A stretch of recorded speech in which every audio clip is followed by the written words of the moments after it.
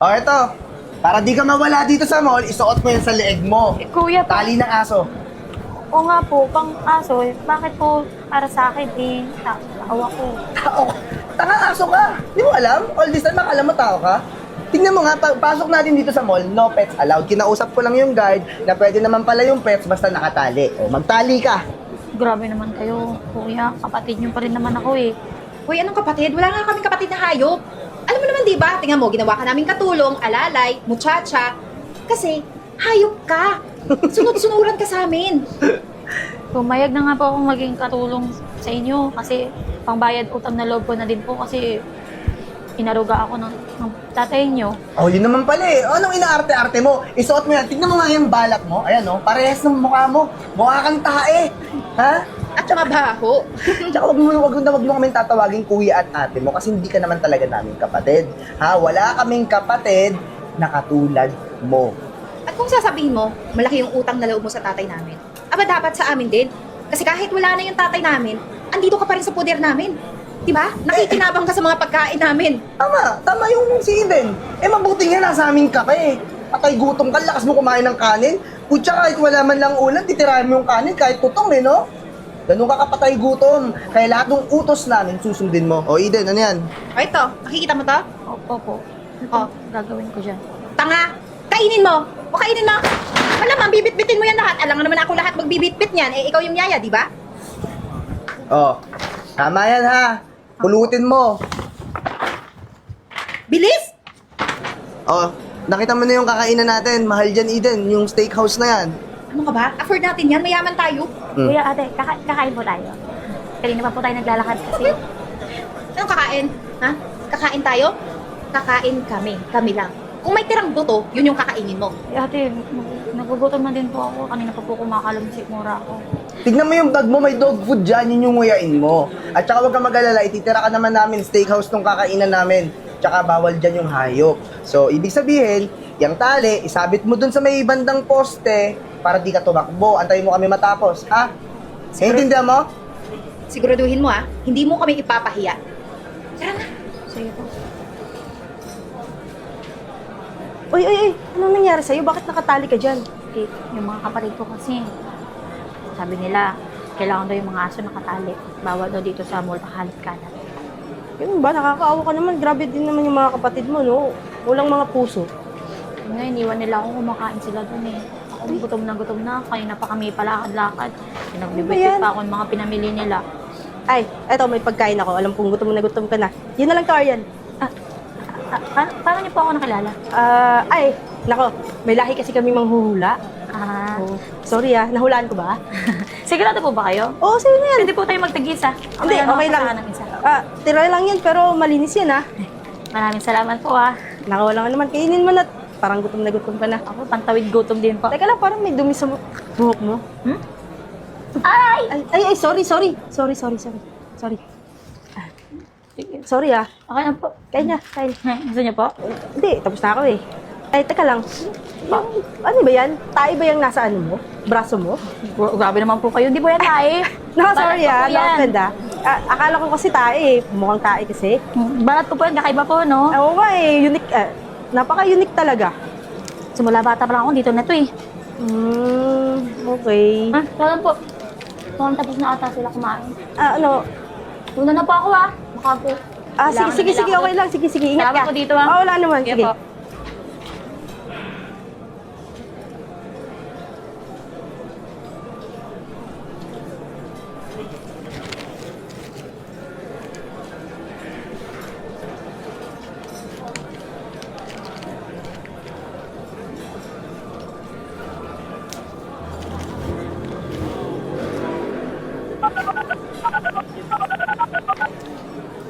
Hello, Chairman. Mukhang nakita ko na po yung hinahanap nyo. At malaking chance po to na ito na po talaga yung hinahanap natin. Magpapa-DNA test na rin po ako.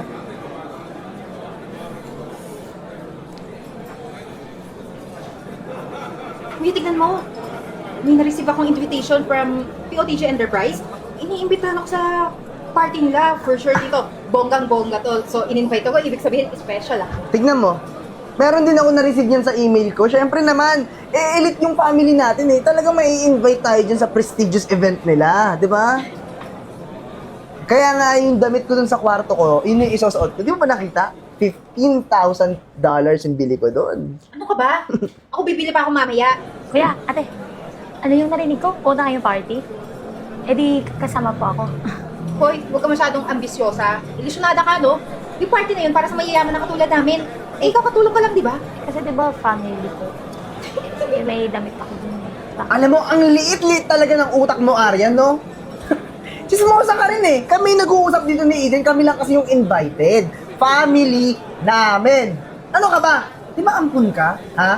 Napakabobo mo talaga. Kaya hindi ka man lang lumibel sa utak namin. Kasi wala kang tinatandaan. Hanggang ngayon, nabubulok na yung utak mo. Alam mo, bagay sa'yo, sa basura ka na lang dapat. Dapat i-dispatch na lang sana natin to, Eden. Kung pwede lang na may kapalit, kaso hindi dapat natin yung gawin. Kasi makakasahod tayo kung papalitan yan. Mas maigi na yan. At saka kung sasama ka sa amin, anong susuot mo? May damit po ako dyan, may dress po ako na itabi. Eh, yun na lang po susuotin ko kapag isasama niya po ako. Lagi ko po kasi napapanood yung POTG sa TV Patrol. Napapanood mo. Alam mo, gusto ka rin namin mapanood sa TV, sa Soko. Ha? Sino nga ba? Ano, gusto mo yan? Hindi po, kuya. So, ibig sabihin, kuya, nanonood lang yan ng TV lagi, walang ginagawa dito. Ang kapal talaga ng mukha mo, ha? Hindi po, pagtapos na po ako maglinis, pagtapos na po ako sa mga gawaing bahay. Ben, lumalan din na siguro yan kasi puro laging may kabidyo ko, iba-ibang mga lalaki. Pero, la. Pero kuya, may naisip ako. Why natin, isama talaga natin siya. Pero, Eden? kuya, mag-isip ka, as chaperon, utusan. Oh! Pwede ko po suotin yung dress kong Good natabi. idea. Ano sabi mo? Suotin ko po yung dress ko pong natabi. Hindi. Ano po? Ano yung suot mo ngayon, yan ang isusuot mo sa party. Tapos yung tali na binigay ko sa'yo, asan na yun? Yung tali ng aso. Doon po sa Yun. budget ko. Kuya, wag naman. Baka sabihin ng mga taong makakita sa atin, masama ugali natin. Hayaan na natin ganyan na yung... Hindi, Eden, hindi.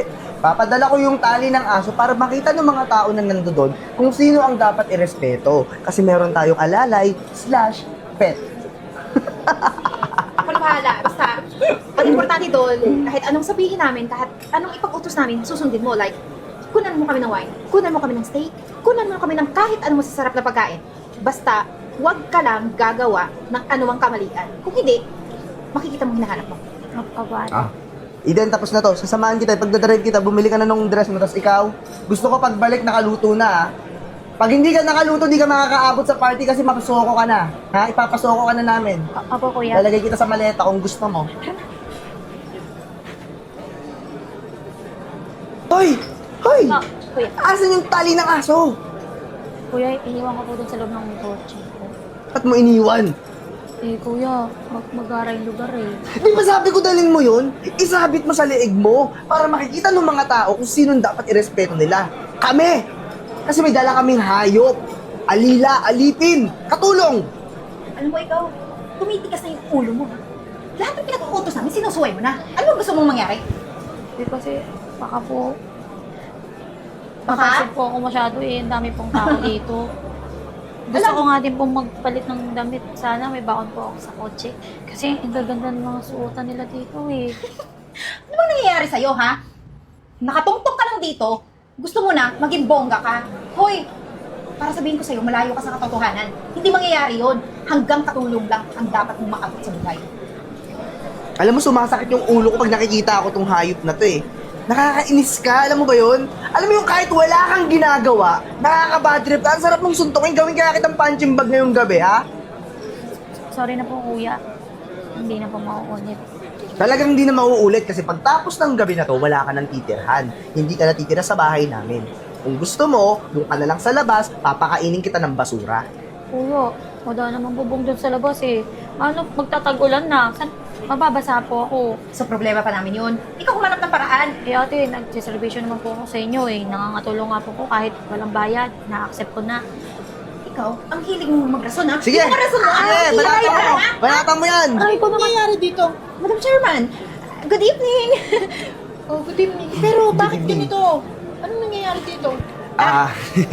Katulong namin. Katulong namin, ampun kasi yan, walang silbi sa bahay namin. Eh, gustong sumama. Kaya, ayan, pagsisilbihan daw kami dito. Tsaka, huwag niyo pong dikitan yan. Baka magkaroon pa kayo ng allergy kasi Kung san-san sumusuot yan, parang dagang palengke yung hayop na yan eh. At kung tinatanong nyo, bakit namin siya sinasaktan?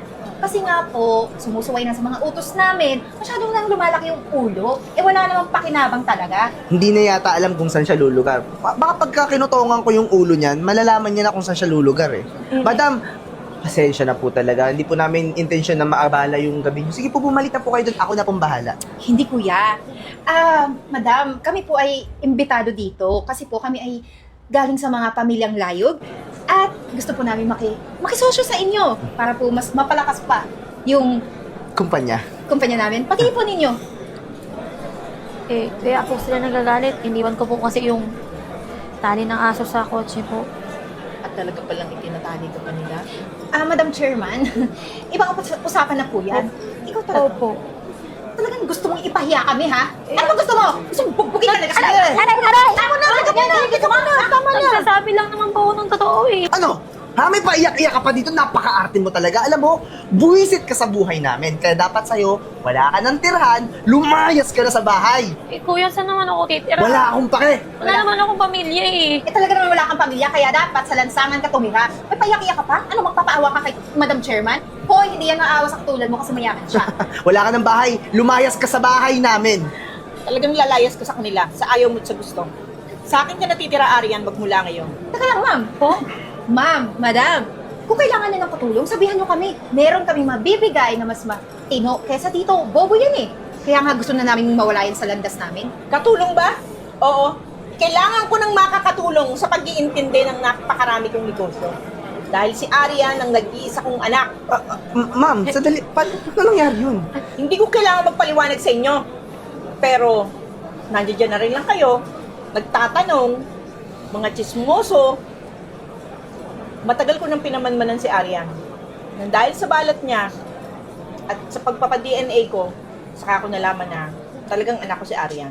At siya, inuulit ko, na siya yung nag-iisa kong tagapagmana. Eh, yun naman pala, madam. Di pagpatuloy na lang po namin yung... Congrats! Congrats po, Madam Arian. Masaya kami para sa iyo na makita mo yung mama mo. Sa kabila ng ginawa niyo kay Arian, wala kayong lugar. Pati yung pakikipagsosyo niyo sa akin, wala na rin yon. Kalimutan niyo na yon. Eh, pero madam, buong buhay niya kami yung kumukot pa sa kanya. Oo. Ay, dapat magpasalamat ka sa amin. Buong buhay niya. Kaya nga nalaman ko lahat dahil pinaimbestigahan ko, di ba? Kung itinatali ko kaya kayo ngayon, Ay, ha? Para ipakladkad ko dun sa guard ko. eh, madam, sorry na. Pag-usapan na lang namin. Natin to. Hoy, Arian. Wala kang utang na loob. Kausapin mo yung nanay mo. Kailangan namin ng pera ng kampanya. Hindi kami pwedeng malugi. Mawawala na sa poder niyo si Arian. At minsan man, huwag mong kakatiin ng anak ko. Lumagay ka sa lugar mo. Guard! Ma'am, makakalis na kayo. Sandali, Arian! Makakalis na kayo! Arian, totoo po ba yung sinabi niyo kanina? Oo, anak. Ikaw yung anak ko. Ilang buwan na kitang pinasubaybayan. At yung inutusan ko, nagawa niya ng paraan na makakuha ng buhok mo para ipa-DNA. At totoong anak kita. Pati yung balat mo, hindi ko yung pwede makalimutan. Sa ospital yan, nakita ko. Bago kanila inialis sa akin. Arian, kasi bata pa ako noon eh. Wala pa akong lugar para sumuway sa magulang ko. Dinala nila ako noon sa ibang bansa at hindi nakakaalam kung saan kanila dinala. Nung bumalik ako, pinahanap kita dun sa ampunan at dun nila sinabi kung sinong nakaampun sa'yo, kung saan kita pwedeng matagpuan. Arian, naiintindihan ko at nalaman ko lahat ng paghihirap na dinanas mo dun sa magkapatid. Pero syempre, hindi ko pa kita kayang kuhanin dahil wala pa akong matibay na ebidensya. Pero ngayon, Arian, kaya na kita ipaglaban. Kaya ko na bumawi kung ano man yung nawala sa ating dalawa. Okay lang po. Pasensya ka na, anak. Hindi niyo naman po kailangan bumawi eh. Tsaka hindi rin po ako galit. Akala ko nga po, wala na talaga akong magulang eh. Pero, ayun po kayo. Nagsasabi na tunay niyo akong anak. Tunay kitang Sobrang anak. saya ko na noon. Sa akin ka natitira. Babawi tayo sa mga nakaraan na hindi natin nagawa. Mag-umpisa tayo muli, anak. Pwede ko po maging mama. Okay, syempre. Mami, alam mo, ang saya-saya ko. Kasi pina-experience mo yung magandang buhay na to. Hindi ko ito na-experience na. Though, okay naman si Papa nung nampun ako. Itong dalawang kapatid ko lang talaga yung pasawat. Ang ganda-ganda sa Hawaii, no? Kung pwede lang, doon na tayo. Kaso, kailangan natin ng trabaho. Kailangan mo trabaho. Yan mo, babalik tayo. Gusto mo mag-Europe. Gusto mo, kung saan tayo? Sabihin mo sa akin uli kung may time ka. Pag natapos ko na lahat ng mga kailangan sa office, bakasyon tayo ulit. Arian? Chairman, Gina? Oh, Kuya anong Ras? ginagawa niyo dito? Kasi kanina natanaw namin kayo sa malayo pa lang, kaya gusto sana namin humingi ng sorry sa lahat na nagawa namin. Sisi naman po kami sa lahat ng ginawa namin eh. Sana po kung hindi namin yung ginawa, hindi kami magiging ganito. Tingnan nyo, yung company namin lumubog simula nung hindi natuloy yung pagiging. Pag negotiate natin dalawa, Lulubog talaga. Pag ganyan ang mga pag-uugali nyo. Minsan, sa pagninegosyo, kailangan talaga ng meron tayong sinasabing PR. Kasama dyan yung kabutihan ng kalooban. Yun nga po alam nyo, dapat hindi talaga kami nang-aapak ng tao, tsaka nananakit ng lalamang.